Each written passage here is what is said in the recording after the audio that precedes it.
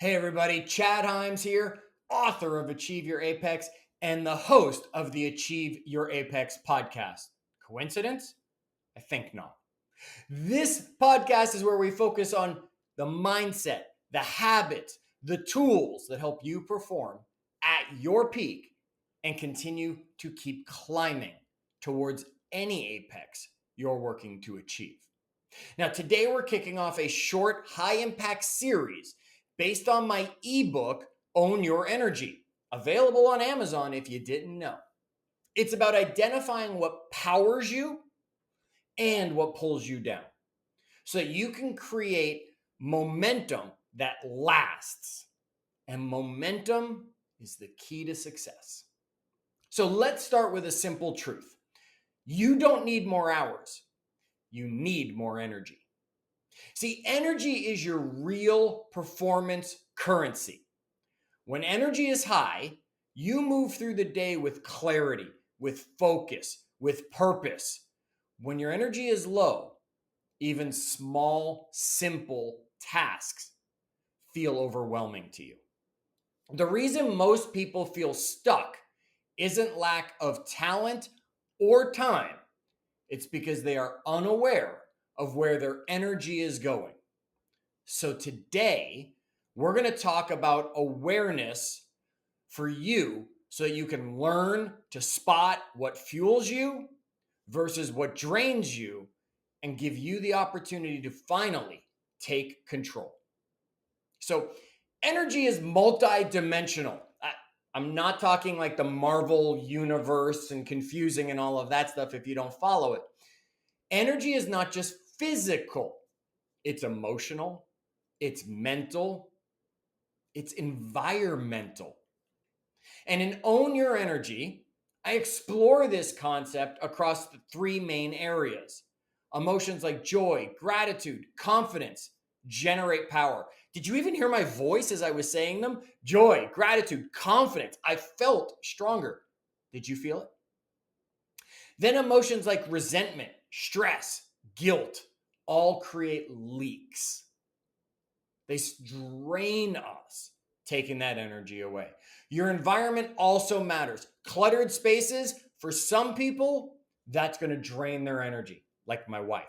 Cluttered spaces, for some people, like me, that doesn't impact my energy because I have the focus and I love my clutter. Okay? So remember, what's right for one is not always right for the other with energy creation. What about noises? What about lack of light? These impact your energy. Then there's that little voice in your head. That's right. That self-talk. Is it boosting you or is it sucking away from you when it comes to that energy? Draining or charging? Once you start noticing these little things, you can adjust them with intention.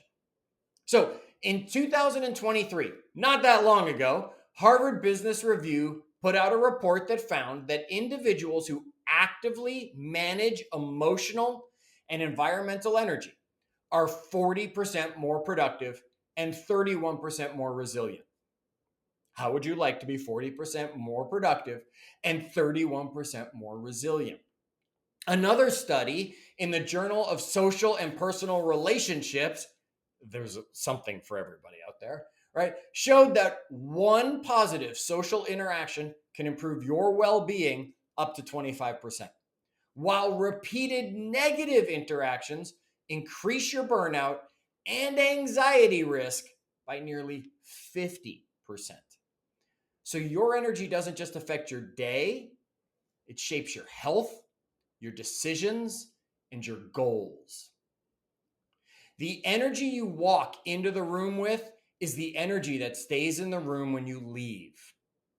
Let me say that again for you. The energy you walk into the room with is the energy that stays in the room when you leave, because energy is contagious. You're either adding or taking away from the room that you're in. So not only should you worry about your energy, what are you doing to the others around you?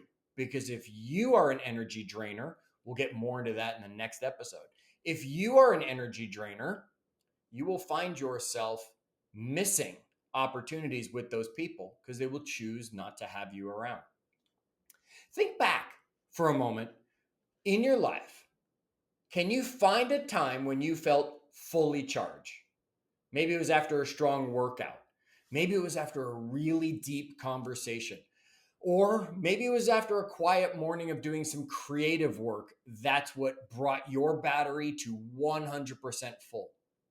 Now, think of a moment when you were mentally foggy, when you were emotionally off, when you were completely drained. I just had one of these moments yesterday. I get them. You get them. Okay? It's the same person, just at a different charge level. 100%, 0%.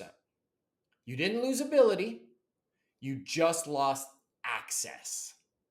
Okay? That's what owning your own energy will solve. Constant access to your power, not just on good days. So let's get tactical and give you something to do. Grab a piece of paper. I'll stall for a second, or open the note app on your phone or whatever you do. And if you're driving, just make note where we are in the episode and come back to it later. Okay? Draw a line right down the middle of the page, top to bottom.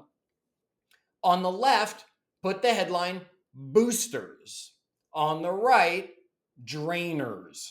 Boosters, drainers, or boosters, drainers. I don't know which way I'm coming across on the video to you. Under boosters, start listing things that lift your energy. Routines, people, habits, music, movement. All right, my workout definitely lifts my energy. Time with Nita lifts my energy. Some of my habits that I have will absolutely lift my energy. Certain snacks that I have will lift my energy. Certain music lifts my energy. Start documenting these. Be specific. I'm giving you generals when I'm saying certain snacks and stuff. Okay, my peanut butter energy balls that I have, they give me, get specific. Okay? Because on the other side of the page, under drainers, put down things that take away your energy. That might be distractions, toxic conversations, certain people, poor sleep, certain snacks, right? There are snacks that we do have in our house, like chocolate, which is delicious, and it might give me a short sugar spike, but overall it truly depletes my energy. My willpower will hold for a little while because of it and the sugar, yet it will drop much quicker than a peanut butter energy ball that I build, which gives me that sustained and boosts my energy. So don't just put snacks, be specific. Don't just put people, use codes in case someone sees your list. Now, circle one booster, just one. Circle one drainer, just one. Focus on those this week. Do more of that one. Pay more attention to that one. Doesn't mean if it was the snack, I'm going to eat more of it. It just means I'm going to be more purposeful maybe when I eat it. My workouts, my time with Nita, I'm going to put down reading, whatever these things are, put them down that boost your energy. Pick one off this list. I'm going to focus on it a little more this week. Go on the drainer side. Let's remove one. Avoid that snack or avoid that person or avoid that task, whatever it is that's truly draining your energy. Okay, now the stuff I've been talking about and that I'm going to talk about over the next few episodes are all from the ebook, Own Your Energy, available on Amazon. You can search it by the name, search by Chad Himes. You'll be able to find it if you want to download a copy of Own Your Energy. Short, tactical guide packed with tools that'll help you manage your emotion and mental energy, help you eliminate these draining patterns, and create rituals that will spark your performance. Okay? That's your next step if you want to go deeper. Grabbing a copy of it, sending a copy to someone who needs it, or making sure you definitely are subscribed to this podcast so you catch the next episode. Remember this, folks. Energy ownership is the first step towards results you can repeat and predict. The people who protect their energy protect progress. Next week, we're going to explore how to identify and deal with energy vampires. Yeah, you've heard the term before. Those are the people and patterns that slow your climb. Until then, Protect that charge. Stay intentional. And as always, keep climbing.